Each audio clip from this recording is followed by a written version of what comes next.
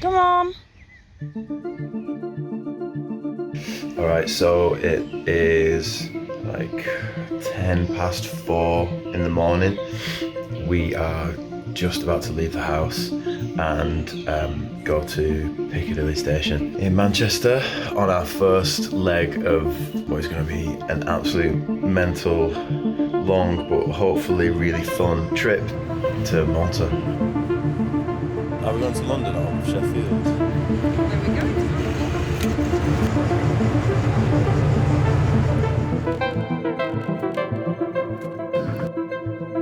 So that's the end of leg 2. We're in London and we just need to get over onto the Eurostar.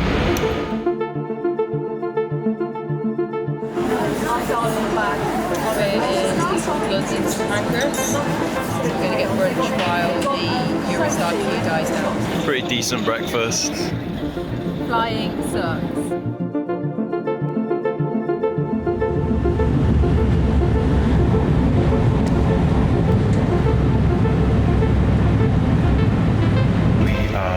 On the Eurostar now. We just came through security at St Pancras. The experience is like completely different to an airport and it's just more relaxed. So we're in Paris, just changing between Gare du Nord and Gare de Lyon. So far so good, pretty smooth. Yeah, quite exciting to think that this morning we woke up in Manchester and now we're in France. I much prefer this way of travelling than flying.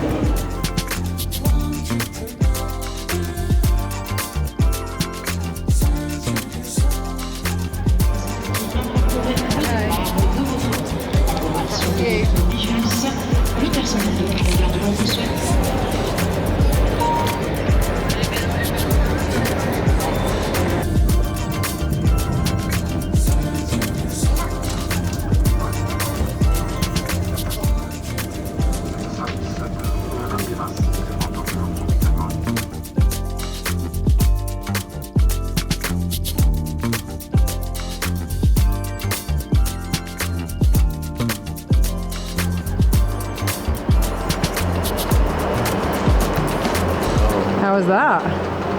Great. What was it? 7.5 hours.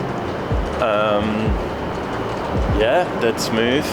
Beautiful views through the Alps, or like the bottom of the Alps. We're now in Milan, so we should get to our hotel like 10 o'clock, 10:30? Yeah. About 10:30, and then we're going to go get some food. George and I have been talking about carbon emissions and flying like most people our age for such a long time, and I think there's been a guilt every time we've travelled by a plane. Loads of our Australian friends have come over to Europe and it was one of those once in a lifetime trip. We basically committed to doing it all overland, and then the group decided to go to Malta. It's an island off an island. It's quite complicated to get there, but I think once we learned that there was some really fun modes of transport that we could take, like the sleeper train, we actually kind of realised actually we can make it something fun. We think that flying is really convenient, but this has been so far way smoother and way more enjoyable. Slower, definitely, but way more enjoyable. This is about us flipping travel on its head and saying the journey can be fun.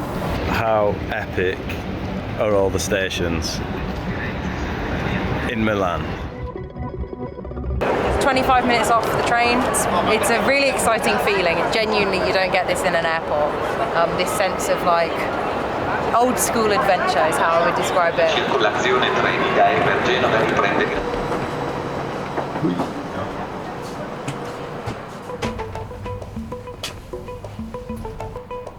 We've made it onto the train. This is the sleeper train. All of these are the cabins.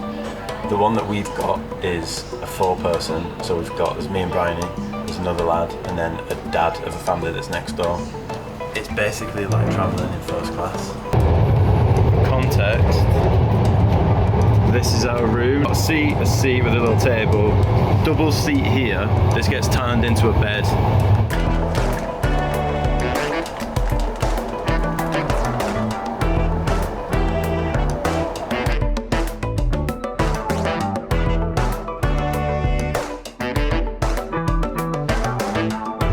George.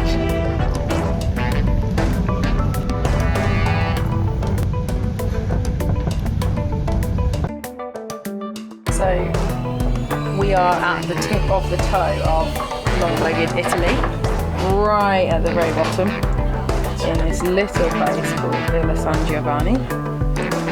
And believe it or not, this train is now going to get on a boat.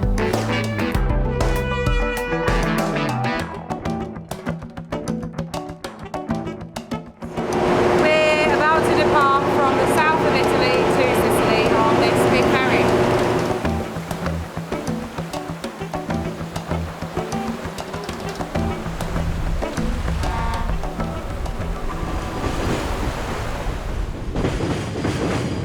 The last of our train journeys there.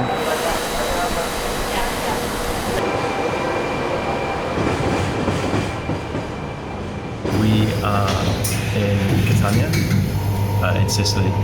We got off the train and then we tried to get a bus from Catania to Bossalo, where we're staying the night, but apparently they're not running today. So we've come back to the station and we're now getting 2 trains.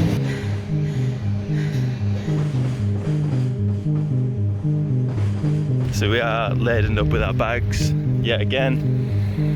It's our 4th day travelling, 80 hours. We woke up in Sicily this morning. Now we are walking along the seafront to the ferry port.